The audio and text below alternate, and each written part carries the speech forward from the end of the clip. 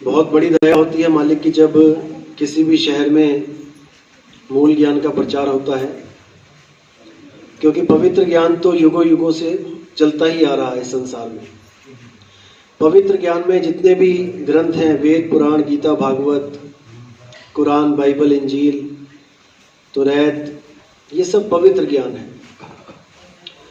ये ऐसा ज्ञान होता है कि एक जीव को, एक नादान जीव को समझाने के लिए इसमें बहुत से प्रकार की कहानियां बताई जाती हैं, बहुत से प्रकार के संदर्भ दिए जाते हैं ताकि जीव जागे और जीव अपने जीवन को एक संस्कार के रूप में पेश करे। जैसे रामायण में पुरुषोत्तम राम जी के बारे में बता के संदेश दिया गया कि आप भी राम जी की तरह ही जीवन व्यतीत करो, और बहुत कुछ बताया गया इन पवित्र ग्रंथों में। लेकिन जो मूल ज्ञान होता है वो कुछ अलग होता है। मूल ज्ञान क्या होता है? मूल ज्ञान होता है मूल भेद। वाणियों में जो भेद छुपे हैं, ग्रंथों में जो भेद होते हैं, जिस भेद को जानकर हम असलियत को जान पाते हैं कि हमारे जीवन का मकसद क्या है, हम इस दुनिया में क्यों आए, हमें इंसान जन्म ही क्यों मिला, हमें और कोई जानवर, कुत्ता, बिल्ली, हाथी, घोड़ा क्यों नहीं बना दिया गया। ये सब मूल ज्ञान में समझ में आता है। और मूल ज्ञान समझने के बाद हमें यह समझ में आता है कि हमारे जीवन का लक्ष्य क्या है। क्योंकि 184 जून के बाद एक बार इंसान चोला मिलता है। अगर इस इंसान चोले को हमने गवा दिया तो भाई दोबारा जल्दी नंबर नहीं लगने वाला। जैसे 12 बजने के बाद दोबारा 12 तभी बजते हैं जब 1 2 3 4 5 करते हुए 11 बज जाएंगे। ये सर्कल घूम रहा है, ये 84 का चक्कर घूम रहा है। ऐसा नहीं है कि इंसान चोले के बाद दोबारा तुम्हें जल्दी इंसान चोला मिल जाएगा अगले जन्म में। ऐसा बहुत कम होता है। केवल उन्हीं लोग को ये जन्म दोबारा मिलता है जो भक्ति करते हैं, जिसके लिए साहिब ने बोला, भक्ति बीज पलटे नहीं झुक जाए अनंत, धनी निर्धन हो सके पर रहे संत का संत। अगर आप भक्ति करते हो तब समझ लो कि आपको दोबारा इंसानी चोला मिलता है। जैसे मान के चलो आपने 10वीं पास कर ली पंजाब में या जयपुर में या कहीं और, अब आप किसी और शहर में जाते हो, किसी और स्टेट में जाते हो, तो आपको 10वीं के बाद 11वीं में ही एडमिशन मिलता है। 10वीं तो आपने कर ली, अब ऐसा नहीं होगा कि आपको दूसरी, तीसरी, चौथी, 5वीं में या 10वीं में दोबारा एडमिशन लेना पड़े। इसी प्रकार भक्ति एक सीढ़ी की तरह होती है। जो सीढ़ी आपने चढ़ गए भक्ति में, अब वो नीचे नहीं जाएगा बंदा, वो ऊपर ही आएगा। हाँ, अगर भक्ति करते करते कुछ ऐसे कर्म बन गए आपके जो बहुत ज्यादा अनर्थ वाले हैं, यानी भक्ति करते करते आपने मीट मांस खाना शुरू कर दिया, उसके बाद फिर अकल आ गई कि अरे भाई ये तो बहुत बड़ी गलती हो गई, तो सजा मिलेगी। इसकी सजा कैसे मिलेगी? 84 नहीं मिलेगी, क्योंकि भक्ति बीज पड़ा हुआ है। ऐसी ऐसी बीमारियां लग जाएंगी, कोढ़ हो जाएगा, गरीबी आ जाएगी, लेकिन मिलेगा इंसान चोला। ये मालिक की वाणी है कि अगर एक बार भक्ति स्टार्ट कर देवे बंदा तो आगे से आगे ही बढ़ता है, लेकिन अगर गलत काम करेगा तो फल जरूर मिलेगा। ऐसा नहीं है कि मैंने नाम ले लिया, अब मैं मीट भी खाना शुरू कर दूं, मैं ये भी कर दूं, मैं वो भी कर दूं। अगर नहीं सुधरेगा तो फिर 84 में जाएगा। कई लोग कहते हैं जी मैंने नाम दीक्षा ले ली, मैंने मीट खा लिया, एक गलती से मैं क्या करूं? क्या करना है? माफी मांगो मालिक से, और दोबारा ये गलती कभी ना हो जीवन में। ये दृढ़ निश्चय कर लो, क्योंकि आदमी तो देखो गलतियों का पुतला है। इंसान गलतियों का पुतला है। ये मन शैतान जो अंदर बैठा है, ये कहीं पे भी दबोच लेता है। ये बहुत शातिर है और हम इसको बड़े हल्के में ले लेते हैं। हमें लगता है नहीं, हम तो कंट्रोल हो गए हैं। ऐसा नहीं है। जहां पर हमें लगता है हम कंट्रोल हो गए, वहां पे हम 1 करोड़ को भी लात मार देंगे, और जहां इसने गिराना है वहां पे 10 रुपए में भी गिरा देगा। ये ऐसा शातिर है। तो इसी को बोला है कि मन के हारे हार है, मन के जीते जीत। जब तक आप इसको अच्छी तरह समझ ना जाओ कि ये मन क्या है, जब तक आप इसको हरा नहीं सकते। दुश्मन को हराने से पहले उसकी स्ट्रेटजी देखनी पड़ती है। सामने जब युद्ध होता है तो गुप्तचर भेजे जाते हैं, देखो जरा कितने आदमी हैं, देखो जरा कितने असले हैं उनके पास, देखो जरा कौन कौन सी मशीन गन है, क्या है।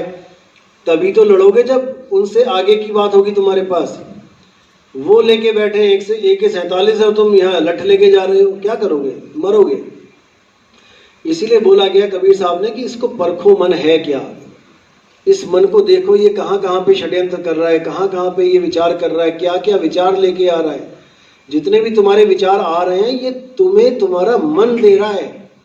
ये चिड़िया के आगे दाने फेंक रहा है और इसको पता है कि कौन सी चिड़िया कौन सा दाना खाएगी। बहुत शातिर है ये, इसको पता है, हर चीज पता है। अब तुमने करना क्या है? तुमने गुरु के सत्संग से जुड़ना है। केवल सत्संग रूपी बाड़ लगानी है। खेती तो कर रहे हैं सब, बीज बो रहे हैं, लेकिन अगर बाड़ नहीं लगाई आपने तब समझ लो कि जानवर आएगा और आपके खेत में नुकसान करके चला जाएगा। तो बाढ़ क्या है? सत्संग रूपी बाढ़ है। सत्संग सुनो, विचार करो, विवेक लगाओ, बार बार सुनो, लगातार सुनो। इससे क्या होता है? इससे आपको एक दिशा मिलती रहती है कि भाई जो मैं गलत काम कर रहा हूं वो मैंने नहीं करने हैं। क्योंकि याद रखना, ये जितने भी गलत काम होते हैं ये इसलिए होते हैं क्योंकि हमें उसकी सजा नहीं पता होती है कि इस काम करने के बाद हमें सजा क्या मिलेगी, इसलिए ऐसा होता है। जैसे अगर संविधान, जैसे हम किताबों में पढ़ते हैं, इतिहास पढ़ते हैं राजाओं महाराजाओं का, बाबर तब आया था, मुगल तब आए थे, इसको पढ़ने से क्या मिला? कुछ नहीं मिला। आए थे, लूट के चले गए, उससे क्या मिला? अगर संविधान पढ़ाने लग जाए हमारे देश में थोड़ा थोड़ा करके, पहली क्लास में थोड़ा सा बता दिया, दूसरी क्लास में थोड़ा सा बता दिया, करते करते 10वीं तक काफी कुछ हमें समझ में आ जाएगा कि करने का फल क्या होता है, क्या है हमारे देश का कानून। और जब हम गलत काम के सजा के बारे में जान लेंगे कि ये काम करेंगे तो ये सजा मिलेगी, ये काम करेंगे तो ये सजा मिलेगी, तो कौन करेगा वो गलत काम? कोई नहीं करेगा। इसीलिए कई ग्रंथों का भी निर्माण किया गया, जैसे गरुड़ पुराण। गरुड़ पुराण क्या है? गरुड़ पुराण में यही समझाया गया है कि कब तुम क्या काम करते हो और उसका तुम्हें क्या फल मिलता है। उसमें कोई डराया नहीं गया है तुम्हें, उसमें हकीकत बताई गई है कि क्या काम करोगे और क्या फल मिलेगा। लेकिन ये सब सूक्ष्म शरीरों का खेल होता है, इसलिए हमें लगता है ये सब झूठ है। ये सब सूक्ष्म शरीरों का खेल है। आप क्या काम कर रहे हो, जैसे मान के चलो आप कोई कुछ भी काम कर रहे हो, कोई कपड़ा ही बेच रहा है, तो क्या सपने में ग्राहक नहीं आता? कपड़ा नहीं बेचते क्या? आप कोई भी काम, कोई दवाइयां बेच रहा है तो उसको सपने में भी डॉक्टर दिखाई देगा। और भी कोई काम कर रहा है तो उसको अपना काम जो कर रहा है उसके रिलेटेड सपने आएंगे। वो सब सूक्ष्म शरीरों का खेल है। तो यही सूक्ष्म शरीर जो सपने में आ रहे हैं, यही तब असलियत बन जाता है जब आपके पास स्थूल शरीर नहीं रहता है। अभी आप इसको सपना सपना इसलिए कह रहे हो क्योंकि उसको छोड़ के, सूक्ष्म शरीर को छोड़ के स्थूल में आ जाते हो, इसलिए तुम कहते हो वो तो सपना है, असलियत नहीं है। लेकिन जब तुम्हारे पास स्थूल ही नहीं बचेगा आने के लिए, तब कहां जाओगे? तब वहीं रहना पड़ेगा।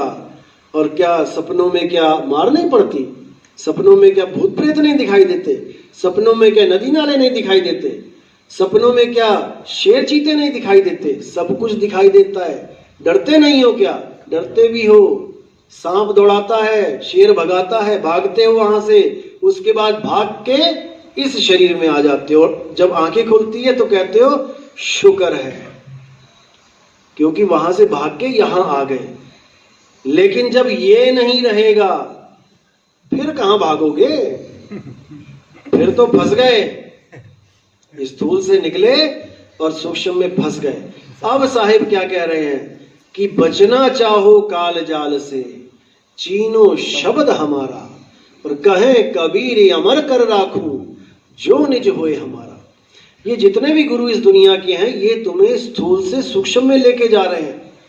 स्थूल से सूक्ष्म में जब तुम जाते हो तब तुम्हारे पास देह होती है, तुम्हारे पास अंगूठे जितनी देह होती है, तुम्हारे माँ बाप भाई बहन सब तुम्हें दिख रहे होते हैं।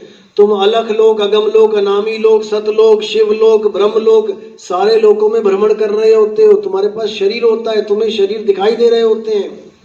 लेकिन ये शरीर ही बंधन है, और जहां शरीर है वहां पर उसका नाश भी होगा। इसीलिए साहिब ने बोला कि अगर शरीरों से बचना चाहते हो, अगर देही से बचना चाहते हो, केवल इस स्थूल देही से नहीं, स्थूल सूक्ष्म कारण महाकारण केवल हंस छठों प्रकार की देहों से बचना चाहते हो, तो मेरे शब्द को चीन लो। जो मेरा शब्द है उसको जान लो कि वो क्या है। और मेरा शब्द ये नहीं है कि किसी गुरु ने मंत्र दे दिया, किसी गुरु ने सोहंग का जपा जाप दे दिया, किसी गुरु ने कान बंद करके उंगलियां अनहद धुन से जुड़वा दिया। ये मेरे शब्द नहीं है। इसको तो साहिब ने साफ मना किया, जाप मरे अजपा मरे अनहद भी मर जाए, और सुरत समाये शब्द में वाको काल न खाए। अगर बचना चाहते हो तो मेरे शब्द को अच्छी तरह समझ लो। मेरा शब्द विदेह है, देही शब्द नहीं है। शब्द शब्द सब कोई कहे, वह तो शब्द विदेह, और जीवा पे आवे नहीं, निरख परख कर ले। वो जीभ पे नहीं आता कि कोई कहे वो हिंदी का शब्द है जी, गुरुजी मुझे नाम दे दो। हिंदी में नाम दे दिए, पंजाबी में नाम दे दिए, उर्दू में नाम दे दिए। वहां भाषा का काम नहीं है, वहां 52 अक्षरों का कोई खेल ही नहीं है। 52 आखर जीव आधारा, और आदि अक्षर जीभ्या से न्यारा। वाही को सत सिमरण कहिए, सिमर सिमर नर उतरो पारा। वही सत सिमरण है जो 52 से परे है, उसी को सार शब्द कहा गया है। सार शब्द कही बांची हो, मानो एतबारा। अक्षर पुरुष एक पेड़ है, निरंजन वाकी डारा। अक्षर पुरुष क्या है? कहानी में आया है कि अक्षर पुरुष को नींद आ गई तो काल पैदा हो गया। अब अक्षर पुरुष को नींद कैसे आ गई? जब वो सतलोक है, और नींद जो है वो तो त्रिगुण में आता है, त्रिगुणी है। काम क्रोध लोभ मोह आलस, ये सब 3 गुणों में आता है। तो 3 गुण तो सतलोक में पैदा भी नहीं हुए, तो ये आलस कहां से आ गया, नींद कहां से आ गई? उसके बाद क्रोध भी आ गया। अक्षर पुरुष को क्रोध आ गया, अंडा फूट गया, क्रोध कहां से आ गया? क्रोध तो तमोगुण है, अभी तो 3 गुण पैदा भी नहीं हुए भाई। असल में अक्षर पुरुष क्या है? अक्षर पुरुष आप हो, और जो नींद आई है वो आपको आई है। इसीलिए बार बार काल को पैदा कर देते हो। इसीलिए साहिब ने बोला, मैं कहता हूं जागत रहियो, और तू जाता है सोई रे। तेरा मेरा मनवा कैसे एक होई रे। तुझे बार बार नींद आ जाती है, और तू बार बार काल को पैदा कर देता है। इस बार मत सो जाना, अब जागत रहना, जागते रहना। कैसे जागते रहना? लो, आपको लगेगा मैं तो जाग ही रहा हूं, और कितना जागूं? ये आपको लग रहा है कि मैं जाग रहा हूं। जैसे सपने में शेर भागा पीछे, तो आपको वहां पे लग रहा है कि हाँ मैं जाग रहा हूं और शेर भाग रहा है, लेकिन आप सो रहे हो। वहां पे आपका शरीर बिस्तर पे पड़ा है, और आप जागते हुए भी सो रहे हो। और जब वहां से छोड़ के इधर आते हो, तब कहते हो कि मैं जाग गया, लेकिन अभी भी नहीं जागे, अभी भी नहीं जागे, अभी भी सो रहे हो।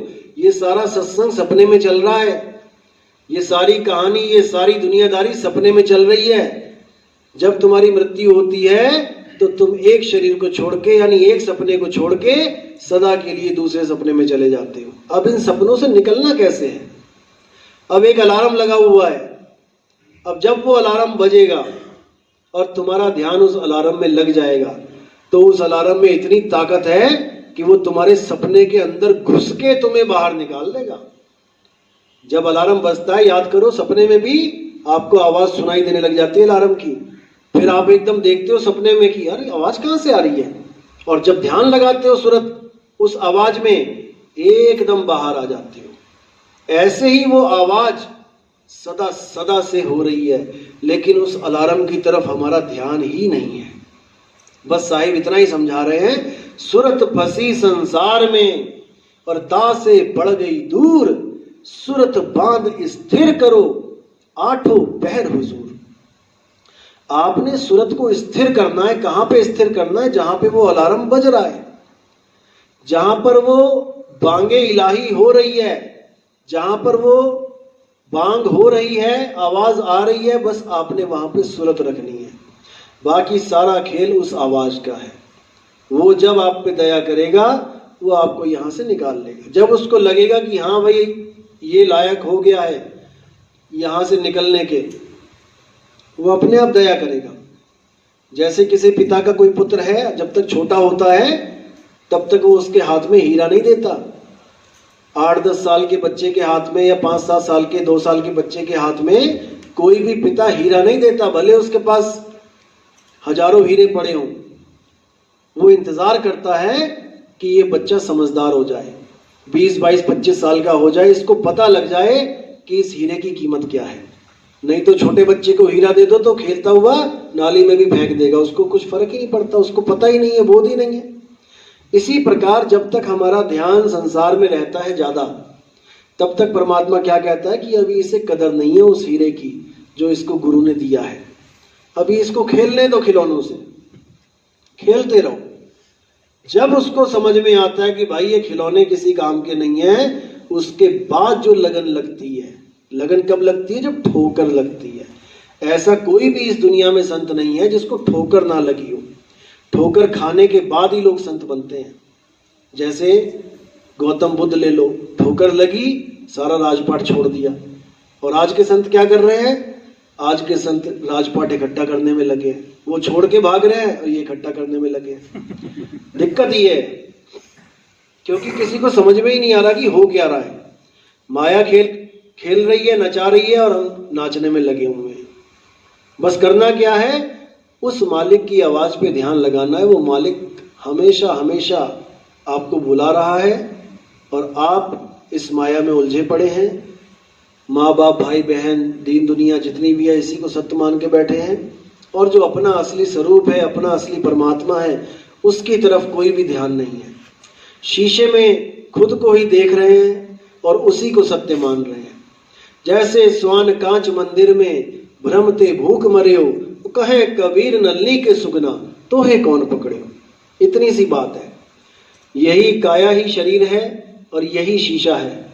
हम काया से बाहर हैं लेकिन हम अपने आप को काया में देख रहे हैं। बस इतना सा भ्रम तोड़ना है आपने। अपने आप को काया में मत जानो, काया में तुम्हारा प्रतिबिंब है। जीव रूप में तुम काया में हो और आत्म रूप में तुम काया से बाहर हो। जैसे शीशे से आप बाहर हो लेकिन आप शीशे में अपने प्रतिबिंब को देख के अपने आप को शीशे में ही फंसा हुआ मान रहे हो। बस इतना ही भ्रम तोड़ना है। शीशे से सूरत बाहर करनी है और शीशा जब टूट जाएगा उसको टूटने दो। तुम्हें कोई फर्क नहीं पड़ता अगर शीशे में कोई पत्थर भी मार दे तुम्हारे प्रतिबिंब पे, तुम्हारे अक्स पे, तुम्हें कुछ नहीं होने वाला। बस हमने इसी को समझना है। तो इसी को आत्म ज्ञान कहते हैं।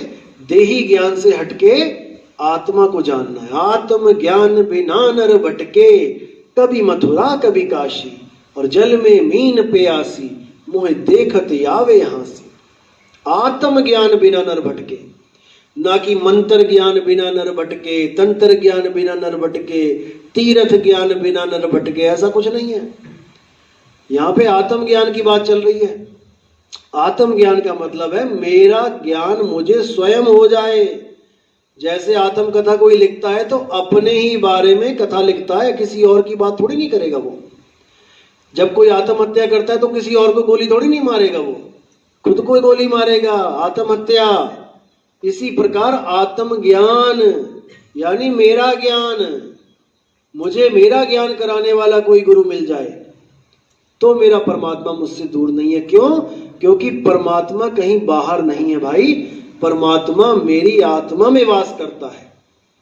इसी को बोला आत्म में राम, राम में आत्म, चीनस गुरुमुख विचारे।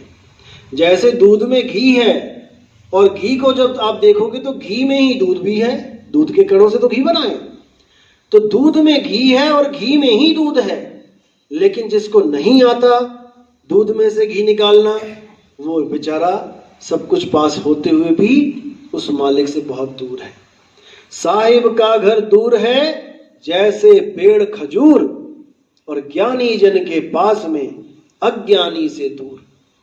जो खजूर का पेड़ होता है लोग देखते ही डर जाते हैं, अरे भाई इसके ऊपर कौन चढ़ेगा, कहीं गिर गए तो मरमरा जाएंगे।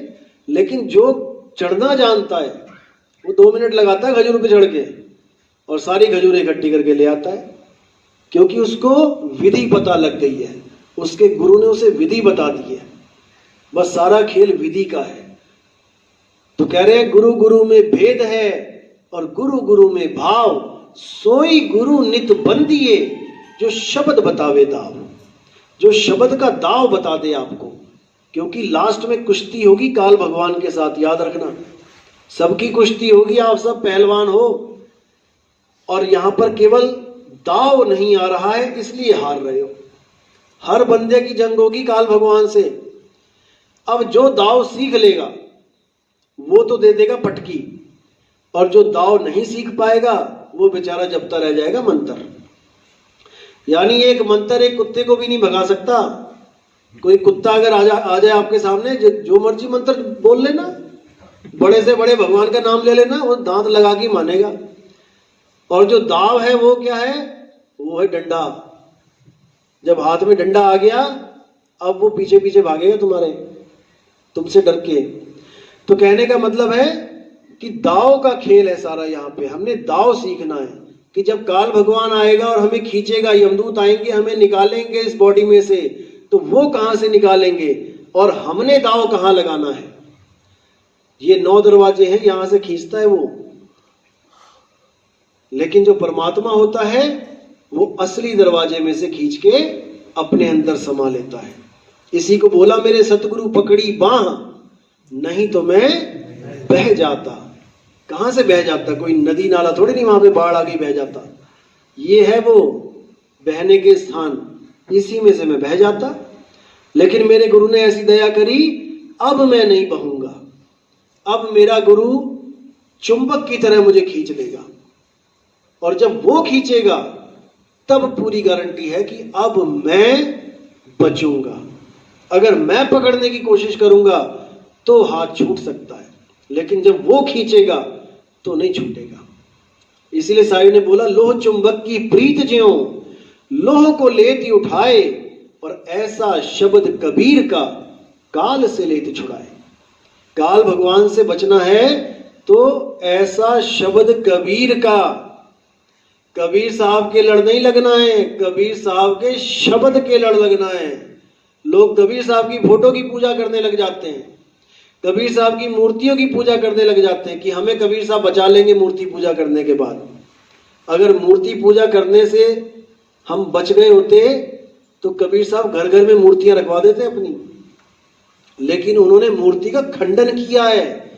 पाथर पूजे हरि मिले तो मैं पूजूं पहाड़, और बातें ये चाकी भली जो पीस खाए संसार। वो कह रहे हैं कि पत्थर पूजने से कुछ नहीं मिलने वाला। लोगों ने इस दोहे को पढ़ के भगवानों की, देवताओं के पत्थर हटा दिए और कबीर साहब का पत्थर लगा के बैठ गए। एक ही बात है, पत्थर पत्थर है। कबीर साहब ने कभी नहीं बोला कि मेरी मूर्ति लगाओ। वो तो कहते हैं मुख से कहे कबीर कबीर तो ना कटे काल की पीर। अब तुम्हें बुखार हो गया, पैरासीटामोल तुमने खाई नहीं और मुंह से जप रहे हो पैरासीटामोल पैरासीटामोल पैरासीटामोल, तो बुखार उतर जाएगा क्या? मुख से कहे कबीर कबीर और तो ना कटे काल की पीर। नाम हमारा सब जग लेता, भेद हमारा कोई ना कहता। मेरा भेद पावेगा सोई, और जिसका सतगुरु पूरा हो। मेरा भेद मिलना चाहिए कि मैं हूं क्या, कबीर है क्या।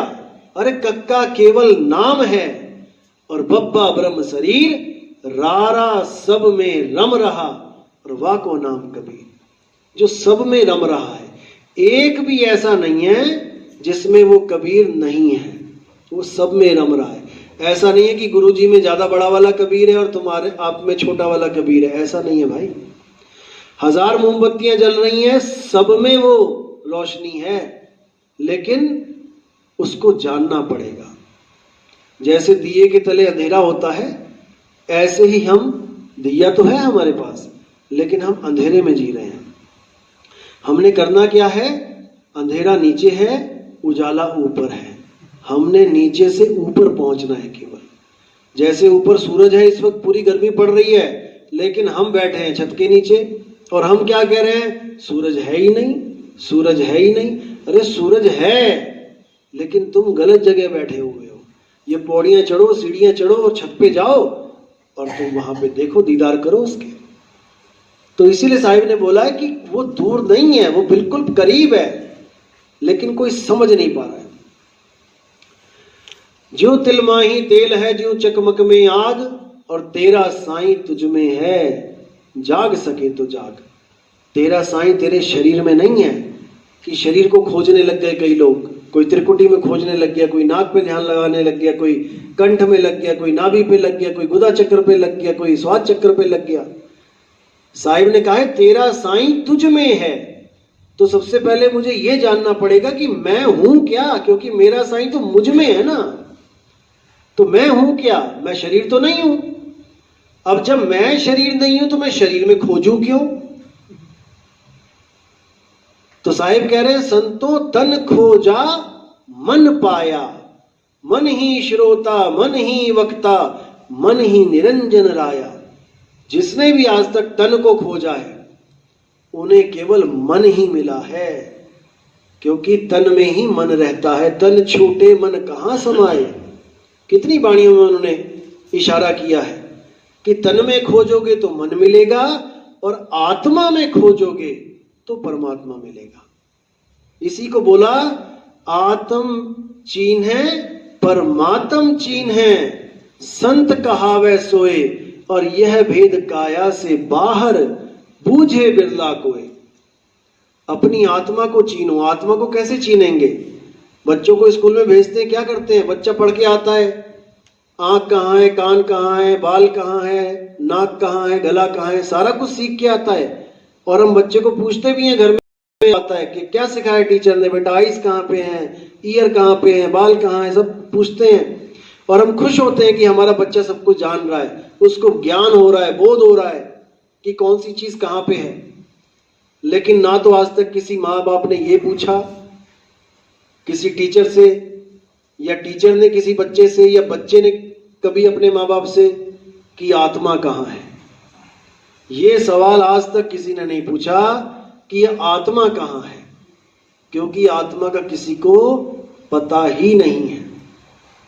लेकिन जब बात चलती है अध्यात्म की तो सब आत्मा आत्मा गाने लग जाते हैं। पंडित जी मूर्ति पूजा कर रहे हैं लेकिन बात करेंगे आत्मा की, पूरा आत्मा का ज्ञान देके कहेंगे लो जी माथा टेक लो इसको। अरे फिर आत्मा कहां चली गई? आत्मा गई कहां? आत्मा को ही जानना है। तो गुरु जो होता है वो आपको केवल आत्मा का ज्ञान देता है। इसीलिए गीता में बोला है कि हे अर्जुन, बहुत सारे ग्रंथों में बहुत सारी विधियां हैं, कैसे यज्ञ करना है, कैसे जप करना है, देवताओं को कैसे प्रसन्न करना है, कैसे वो बारिश करेंगे, बारिश से फसल होगी, फसल से अन्न होगा, अन्न से तुम्हारा शरीर बनेगा, बहुत कुछ होगा। लेकिन जो लोग आत्मा में रमण करते हैं उन्हें ये सब करने की कोई जरूरत नहीं रहती। जो आत्मा में संतुष्ट होते हैं उनके लिए कोई आध्यात्मिक कर्म कर्तव्य लागू ही नहीं होता। और जो अपने स्वरूप को सिद्ध कर लेते हैं, यानी जो अपने आप को जान लेते हैं परमात्मा की दया से, वो किसी अन्य जीव पे निर्भर भी नहीं रहते। अब अगर वो अमेरिका में है तो उन्हें परमात्मा अमेरिका में ही मिल जाएगा, वो कहीं जापान में है तो जापान में मिल जाएगा, वो इंडिया में बैठे तो इंडिया में मिल जाएगा। अब वो किसी का इंतजार नहीं करेंगे कि कोई मेरा गुरु आएगा मुझे लेने अंत समय में। वो कहीं भी चला जाए, आत्मा उसके पास है, परमात्मा का उसमें वास है, और कुछ नहीं करना है। बस अपनी आत्मा को जानना है, आत्म ज्ञान में आ जाना है। आत्मा के अलावा जो कुछ भी है वो सब नाशवान है। हे अर्जुन, इस दुनिया में केवल आत्मा ही अजन्मा है। यहां तक कि तेरे और मेरे भी कितने ही जन्म हो चुके हैं। साफ लिखा है, तुम उसको नहीं जानते लेकिन मुझे हर जन्म याद है। क्यों? क्योंकि मैं ब्रह्म ज्ञान में स्थित हूं, मैं ब्रह्म ज्ञानी हूं, त्रिकालदर्शी हूं, मुझे सारे जन्म याद हैं। लेकिन तुम एक जीव अवस्था में हो, इसलिए तुम अपने आप को केवल अर्जुन मान के बैठे हो।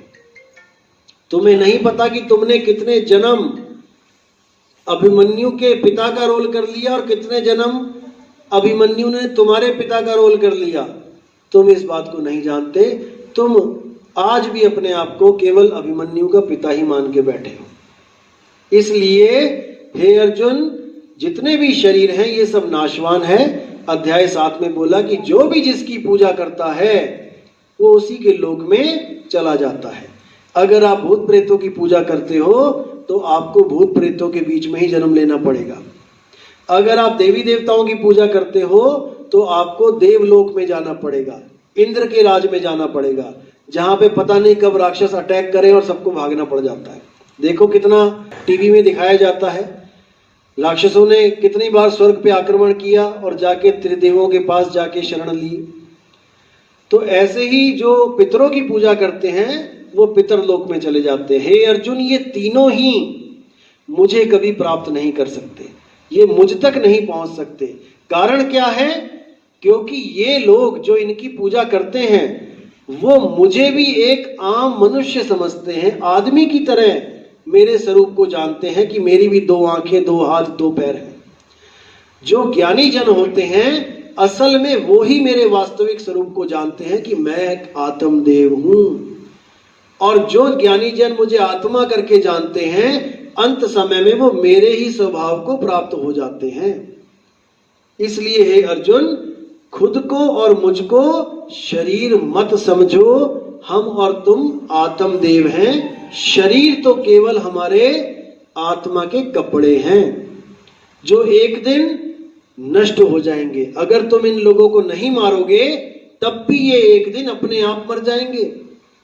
यहां तक कि ये पहले से ही मरे हुए हैं, बस तुम्हें आभास हो रहा है कि ये जीवित हैं।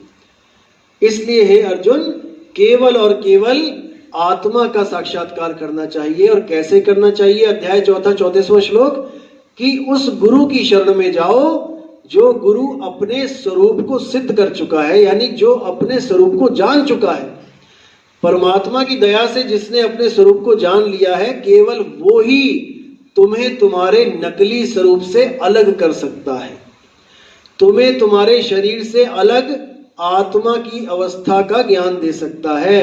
और 4 अध्याय का 35वां श्लोक, एक बार ये ज्ञान हो जाने पर, यानी तुम्हें अगर 1 सेकंड के लिए भी परमात्मा ने वो ज्ञान दे दिया, यानी तुम्हें अगर 1 सेकंड के लिए भी आत्म ज्ञान प्राप्त हो गया, अब तुम्हारे मन में कोई संशय भरम नहीं रह जाता। जैसे अज्ञानी जीव पंखे को एक ही मान के बैठा है कि ये केवल पंखा है, चल रहा है, जबकि ज्ञानी जीव जानता है कि यहाँ पे 2 ताकतें काम कर रही हैं, एक तो पंखा काम कर रहा है और एक बिजली काम कर रही है। जो ज्ञानी जीव है वो बिजली के करंट के झटके को समझता है, वो जानता है, लेकिन अज्ञानी को वो आज तक महसूस नहीं हुआ, उसने करंट को कभी हाथ लगाया नहीं, इसलिए लाख बार समझाने पर भी वो करंट को अनुभव कर ही नहीं सकता, वो उसके बारे में समझ ही नहीं सकता। इसीलिए गीता में यह भी बोला गया कि बहुत से लोग आत्मा के ज्ञान को सुनते हैं, आत्मा के ज्ञान को कहते हैं, लेकिन आत्मा के ज्ञान को समझ नहीं पाते, सुनने के बाद भी नहीं समझ पाते, क्योंकि उनको अनुभव ज्ञान की कमी रह जाती है। और अनुभव ज्ञान कब होता है? जब गुरु की शरण में जाके आप सही विधि से, सही तरीके से भक्ति करना स्टार्ट करते हो, तभी आपको आत्मज्ञान हो सकता है। अन्यथा आप जप तप व्रत तीर्थ पूजा इसी में ही उलझे रह जाओगे और ये इंसान चोला ऐसे ही बर्बाद हो जाएगा। इसीलिए बार बार साहिब ने बोला कि 184 भटक के पौ पे अटके आए और अब की पासा ना पड़ा तो फिर 84 जाए। ये एक जुआ चल रहा है, इस जुए में आखिरी बाजी है ये तुम्हारे हाथ में। अगर ये आखिरी बाजी तुमने हार गए अगर तुम, तो भाई दोबारा से उसी 84 के चक्कर में वापस घूमना पड़ेगा। लेकिन परमात्मा की दया है कि अगर आपने भक्ति स्टार्ट कर दी है तो आपका एडमिशन उस विद्यालय में, उस में हो जाता है जहां पर बैक गियर नहीं लगता, आगे से आगे बढ़ना ही है। आप देखोगे कि इंसानों की इतनी आबादी बढ़ रही है, क्यों बढ़ रही है? क्योंकि लोग भक्ति कर रहे हैं, भक्ति कर रहे हैं, इसलिए वापस इंसानी चोले में आ रहे हैं और इंसान चोला बढ़ता ही जा रहा है। एक समय ऐसा आएगा जब ये पूरे संसार में भक्ति फैलेगी और धीरे धीरे धीरे धीरे सब आजाद होंगे, सबको मुक्ति मिलेगी। किसी का कोई सवाल हो तो वो पूछ सकता है, किसी को कुछ समझ में नहीं आया